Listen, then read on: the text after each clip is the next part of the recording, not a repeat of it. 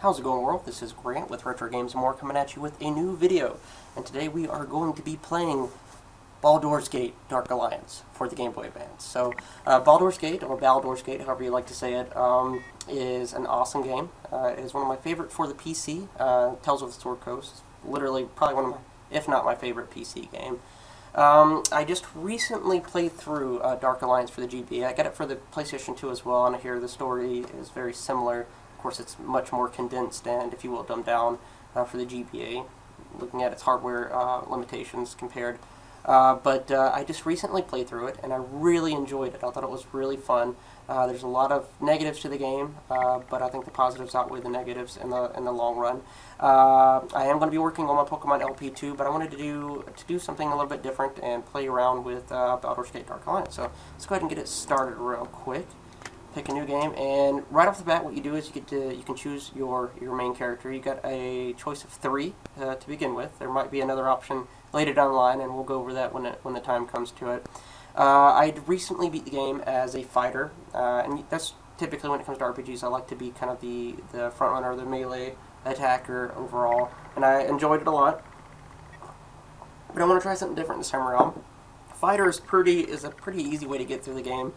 And I think the Wizard is going to be probably the hardest way to get through the game, at least initially, because their HP is typically so low, and you don't get very many options for magic at the beginning. So, but I kind of do. I want to play through as a Wizard and go through and see how it turns out. So, I'd love to eventually kind of go through all 3 classes and play through all of them. Just to see. It's not a very long game. I mean, it is pretty long, but for me, when I was actually playing it, it took me till about the 2nd chapter to really get into the game. I'll go ahead and choose Wizard real quick. It took me, to the beginning of the 2nd chapter to really get the game and really start playing it and be like, I really enjoy this. I hope this lasts, But there's only 3 chapters in the game, so spoiler alert, the final boss is pretty anticlimactic, but with the build-up and with the actual gameplay and everything, it's cool. It's worth it. It's worth definitely a play. So let's go over the skills real quick. So we have Strength, and what Strength is going to be basically attributing to is, let's kind of go over. I'm going to go over a list real quick. So the Strength stands for the amount of strength it'll give you to carry a certain amount of items, or gives you stronger hand-to-hand combat. It actually, even as a mage, is still pretty beneficial for carrying weight. But honestly, I'm not going to really isolate that because I don't plan on picking up all the loot that I can. I mean, in reality, it'd be kind of pointless anyways, because really, as a magician or as a wizard, you pretty much get half the carrying weight as a fighter. Dexterity is going to be for ranged weapons. Typically in this game, no dexterity is for, probably speed and kind of quickness in other revisions, other RPGs. But I think mainly in this game, dexterity is going to isolate your ranged weapons ability and how quick you can do that, I believe. Which would be maybe even a positive thing for a wizard as well. Intelligence is, let's see, what is the description? This attribute shows how your character will learn and reason. The higher your intelligence is, the better your arcane energy will be in many situations. So that is something we definitely want to have. We want to have, if it's how much magic points you actually get, that will be a good benefit, or how quickly it regenerates. What we're going to do is we're going to max it out at 18, because with the mage we don't really need everything to be high, and with a fighter I'd want my strength to be all the way up, and maybe the constitution. And let's see, wisdom is, let's see, when your character's intelligence is really high, your character will gain more experience after fights. So actually, wisdom is going to be how quickly you gain experience and how quickly you level up. And honestly, with a mage, I wanted that to be maxed out as well. Constitution is going to be your health and stamina, as well as how quick your health regains, which is something that we probably want to isolate too. Charisma is kind of a mixed bag, I believe. I don't know if it has tons and tons to do with this. I think the main thing charisma is going to really benefit you in this game is maybe prices when you're at the shop selling and buying stuff. I don't think there's too much when it comes to NPCs or relationship with NPCs when it comes down to that. But it would be good to have maxed out at 14 just for shop relationships there. So let's do that. Let's bring our constitution up because I want to have health regeneration pretty high. Strength I'm not really worried about, honestly. Maybe we'll give... Really, we need good defense, which will come in the form of amulets and rings later on. Let's isolate the Constitution at 16. We'll keep our Dexterity and Strength down. We'll go from there. Dexterity is going to hurt me a little bit, only being at 12, but let's play through it and see how it goes. I would typically read the dialogue through the game, but I want to let you guys read it. If it comes down to something that I just will read, well, I'll go ahead and read out anyways. But I don't want to spend too much time on actually getting through all the dialogue or reading it out, because I have such a hard time reading off the screen anyways and keeping the verbatim accurate.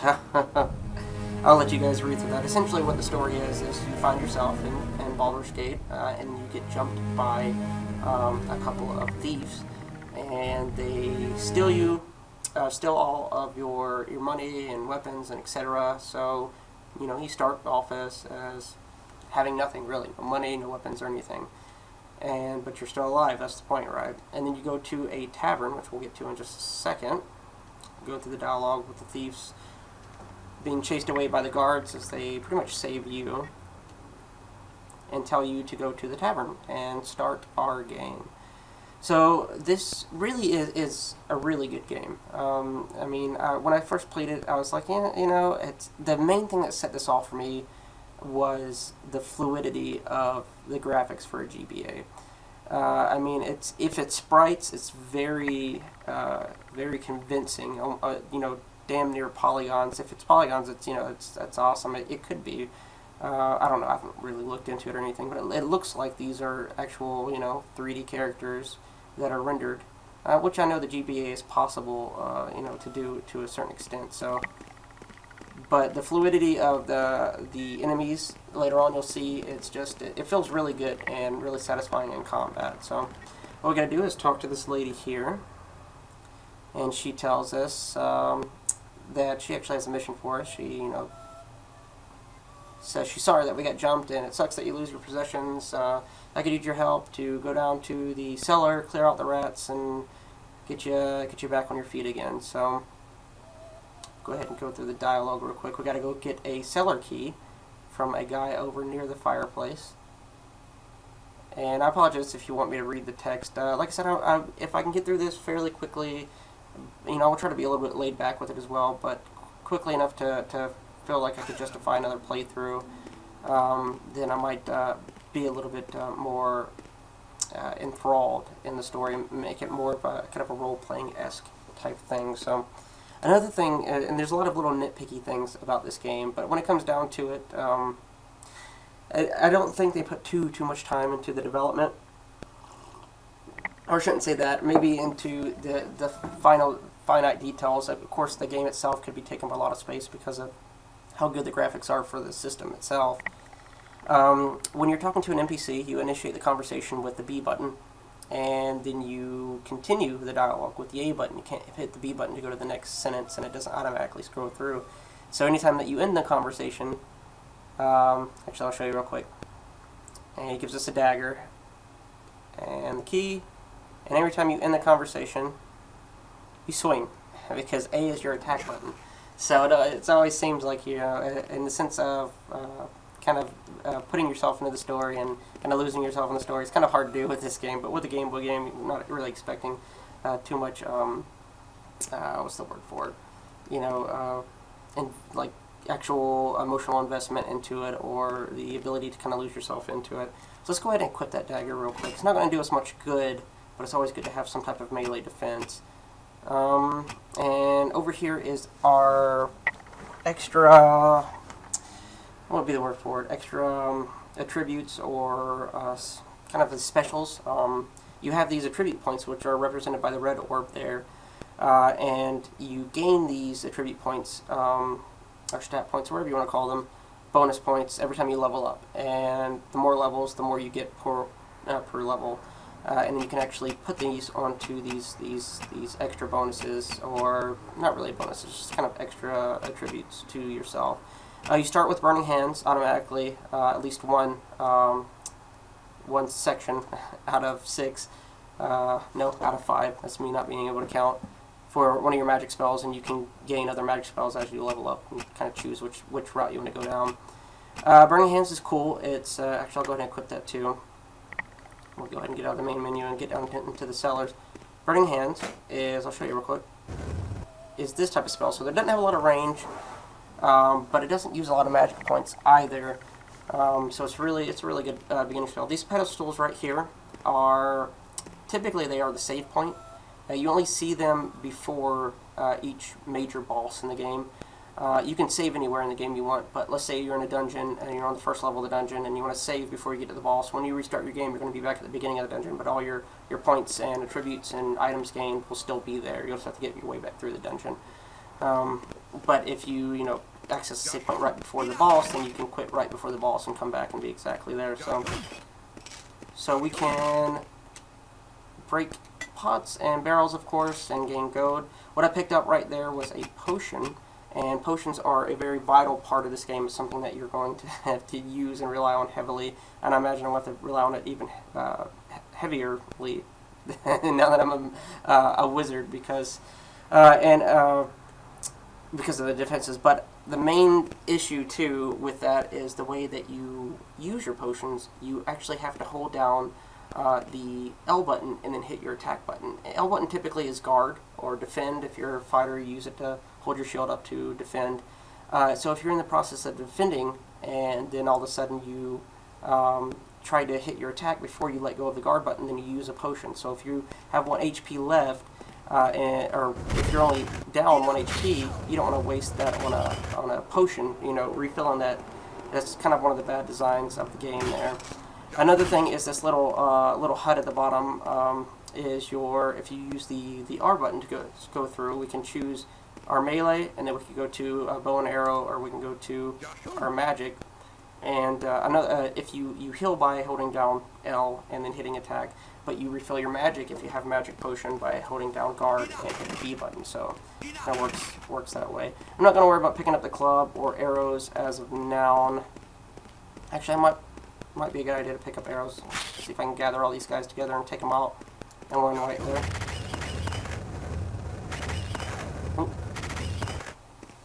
Alright, sweet deal. Hopefully we can get some magic potions here too. But or arcane potions, or whatever you want to call them. I think it's rejuvenation for your health, or rejuvenation for your magic, or regeneration for your health. So it's regeneration potion for HP, rejuvenation potion for magic. Replenishment. Get all the money that we can. And what you're supposed to do on this specific mission is take out all the rats in the cellar here. And you don't necessarily have to go really that far down. Just take out all the rats, but you can actually get all the way down. Ooh, we're out of magic. All the way down to the end, right before the sewers entrance, if you want. But there's a little bit tougher enemies down there. There's a few spiders and a couple other I think goblins, if I'm not mistaken. I'll go ahead and pick up this knife because it's not that heavy. See, that's the bad thing about a mage is your defenses are so low and you have such a small amount of HP. I think I have one magic potion. I want to go ahead and see if I can fill that up. Bring the magic back out.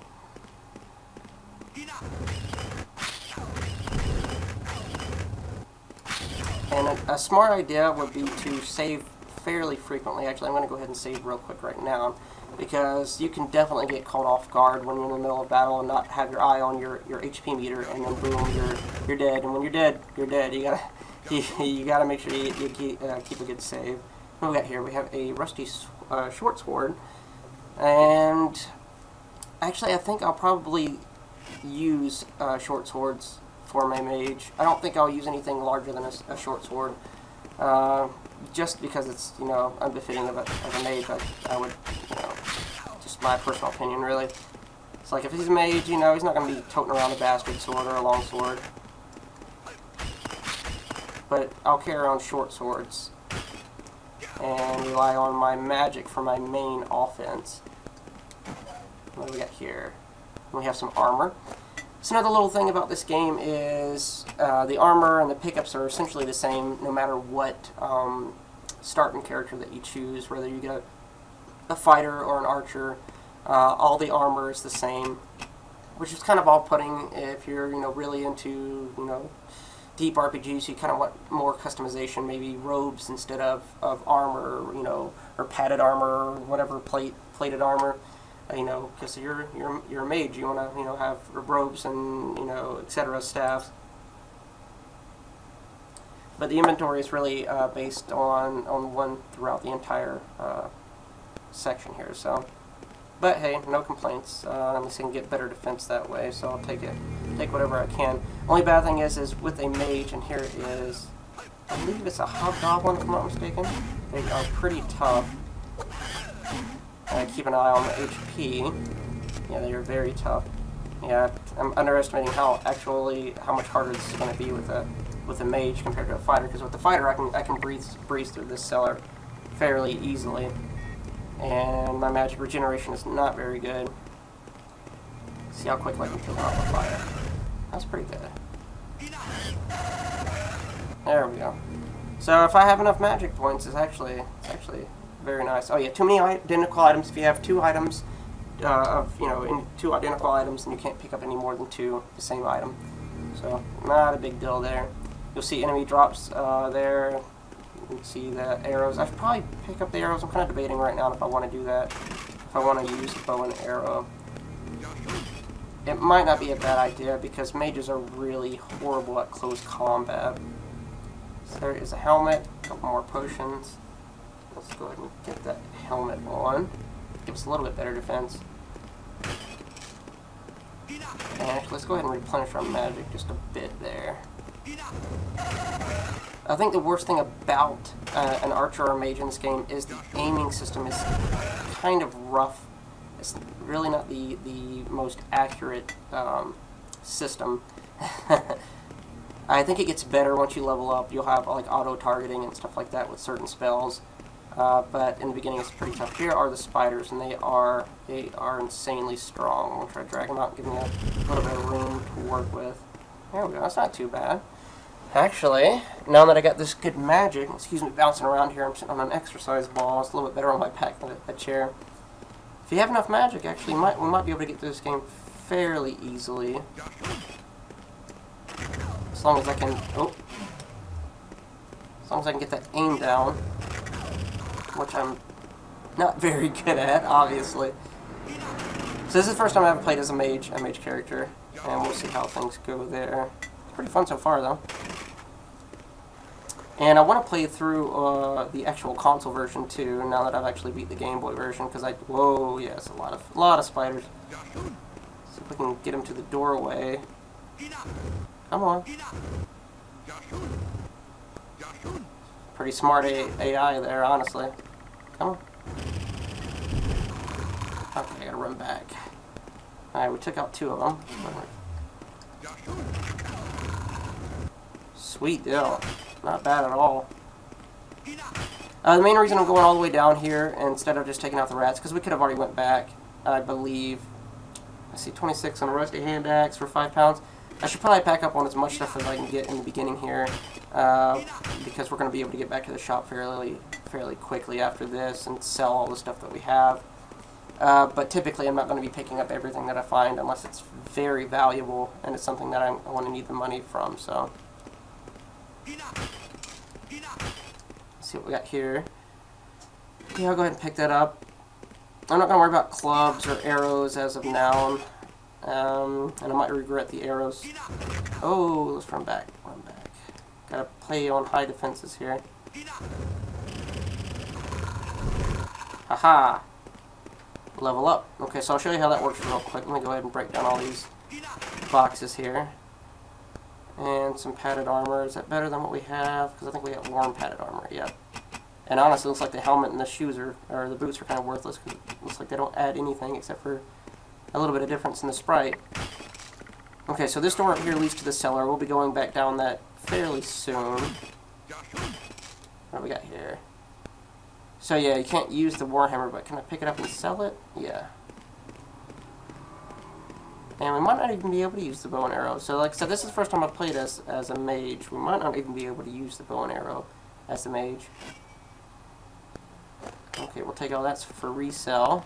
And there shouldn't be any more monsters down here. We cleared it out, so they'll regenerate next time we come back down. But actually, yeah, I was going to show you how the level up works. So once you level up, you can go into your menus here, and for every, I want to say every 5 levels, you get an option to raise your initial stat points, like your strength and intelligence and so forth.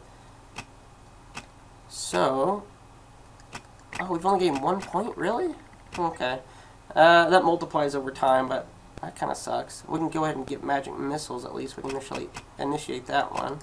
What else could we see? We can work on accuracy. Improves the accuracy of ranged attacks, which I guess could be included in magic to an extent. Yeah, it has to be because that's a ranged attack. Targeting helps aim ranged weapons. That might be a good thing to invest in. Meditation. Let's go ahead and work on our regeneration. So you apply it with R1, and there you go. So you can't go backsies on it. Once you do it, it's done. So it's another little fault to the game. I wish they'd allow you to have a cancel or a confirmation before you actually do it to think about it, because sometimes you might accidentally hit that button without even thinking about it. How much is this club actually worth? You know, let's just grab everything I can and sell everything that I can, just to make life a little easier to begin with. Oh yeah, can't get the identical items. Okay, nothing down there. So yeah, when I was playing through it, like I said, I really got into it after this act, after the main act in Baldur's Gate. And you get into the second act when you kind of get like a different environment to work with. I believe that's, yeah, the dwarf villages after this, and it was really fun to kind of see the evolution of different areas that you can kind of go to. Okay, we'll take all of that, and we're almost out of here. So we'll go talk to the lady real quick, and then we'll go to the shop and sell all the extra junk that we got.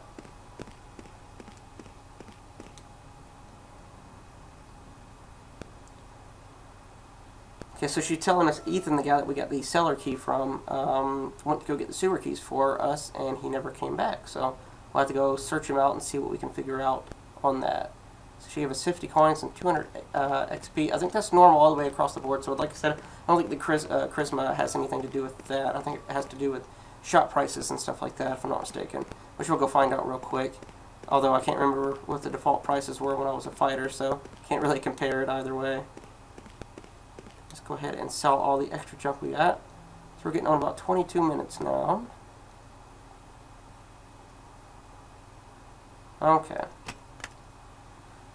So let's see. Actually, let me go to buy and see if it marks out stuff that I can't use yet. So we can't use anything like that. We can't use any two-handed weapons. But let's see if we can use a bow. We can use a bow because it's not X'd out. So. We should probably invest in a standard short bow. Definitely not going to get the masterwork bow. There's no way I can afford that right now. Let's go ahead and sell off all the other junk that we got. If we don't need that, we don't need these extra boots. And in all honesty, we don't really need these either. We'll be able to find better armor. We'll sell that ruby off. And we definitely need to get some more magic regeneration potion. Get rid of these clubs. Rusty longsword. Go ahead and get rid of all these.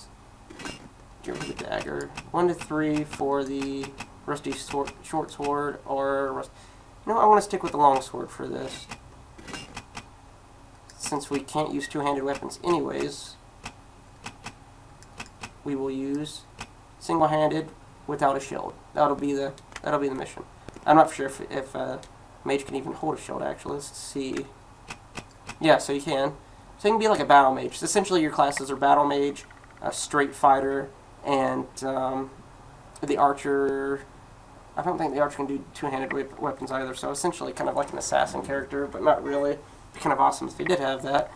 And the way that, and we'll get to that eventually, the way that this progresses and the story, after it's all said and done, they almost hint at like there should have been a sequel to it, and I really wish they kind of invested into an extension of this game, because it really is awesome. There's a lot of places that they could improve the quality of this game. So I'll tell you what, guys, we're going to call it right here, and I want to go ahead and save the game.